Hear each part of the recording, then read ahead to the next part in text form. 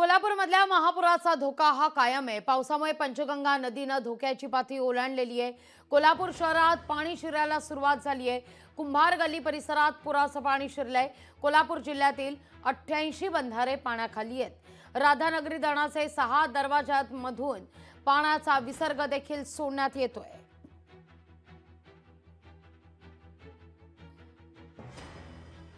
कोल्हापूरमध्ये पंचगंगा नदीनं धोक्याची पातळी ओलांडल्यानंतर कोल्हापूरमध्ये देखील आता इमारतींच्या या सगळ्या परिसरात पाणी साचण्यास सुरुवात झालेली आहे। महापुराचा धोका आहे कोल्हापूर आणि सांगलीमध्ये देखील।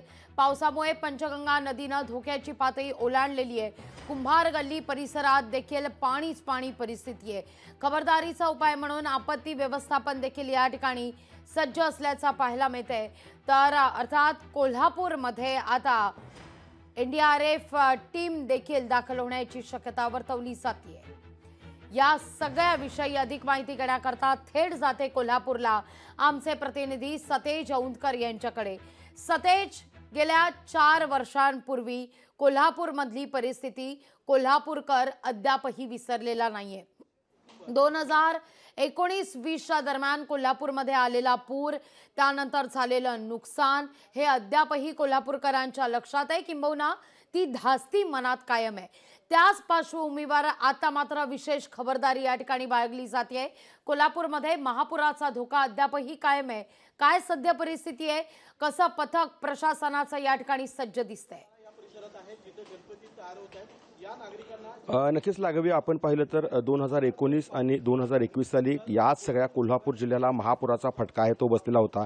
त्यावेळेस देखील पंचगंगा नदी धोक्याच्या पातळीकडे वाटचाल करत हळूहळू ती 43 फुटांवरून 56 फुटावरती आहे ती गेली होती। त्यामुळे कोल्हापूरचं अपरिमित नुकसान झालं होतं। यावेळेस देखील अशीच काहीशी स्थिती निर्माण होईल अशी शक्यता निर्माण झालेली आहे, कारण गेल्या आठवडाभरापासून कोल्हापूर जिल्ह्यामध्ये मुसळधार पाऊस कोसळतोय आणि परिणामी राधानगरी धरणाचे जे 6 स्वयंचलित दरवाजे आहेत ते उघडल्यामुळे 10,000 क्युसेक पाण्याचा विसर्ग भोगावती नदी पात्रात होतोय। पर्यायाने हे सगळं पाणी आहे ते पंचगंगा नदीत येतं आणि पंचगंगा नदीनं आता आपलं रौद्र रूप आहे ते धारण केल्याचं दिसून येते। त्यामुळे सर्वाधिक फटका आहे तो कोल्हापूर शहर आणि ग्रामीण भागाला बसताना दिसून येते। सध्या मी आहे तो कोल्हापूरचा जो शाहूपुरी परिसर आहे, या शाहूपुरी परिसरामध्ये आहे आणि या ठिकाणी आपण पाहतोय की हे जे पाणी आहे हे पंचगंगेच्या पुराचं बॅकवॉटर आहे जे आपल्याला दिसून येते, किंवा पंचगंगेच्या पुरामुळे जे तटलेलं पाणी आहे ते दिसून येते आणि यामुळे या सगळ्या परिसरातील रहिवाशांचं आता अपरिमित नुकसान होताना आपल्याला पाहायला मिळते। खरं तर ही गल्ली कुंभार गल्ली म्हणून ओळखली जाते आणि या कुंभार गल्लीमध्ये गणेश मूर्ती आहेत त्या मोठ्या प्रमाणावरती बनवल्या जातात आणि कोल्हापूरकर याच गणेश मूर्ती आहेत त्या घेण्याचं काम करून त्याचं पूजन देखील केलेलं दिसून येते। मात्र सध्याच्या घडीला याच कुंभार गल्लीमध्ये जे पाणी आल्यामुळं खरं तर या सगळ्यांना आता स्थलांतरित व्हावं लागणार आहे। काहींनी आपल्या गणेश मूर्ती आहेत त्या कालच स्थलांतरित केलेल्या आहेत। खरं तर एकूण पाहिलं तर अलमट्टी धरणातून आता 3 लाख क्युसेकचा विसर्ग केल्याचं सांगितलं जाते।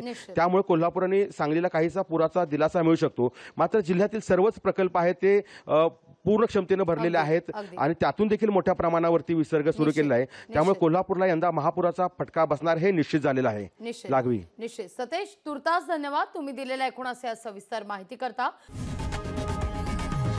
लोकशाही मराठी ऐका, पहा, जागरूक रहा।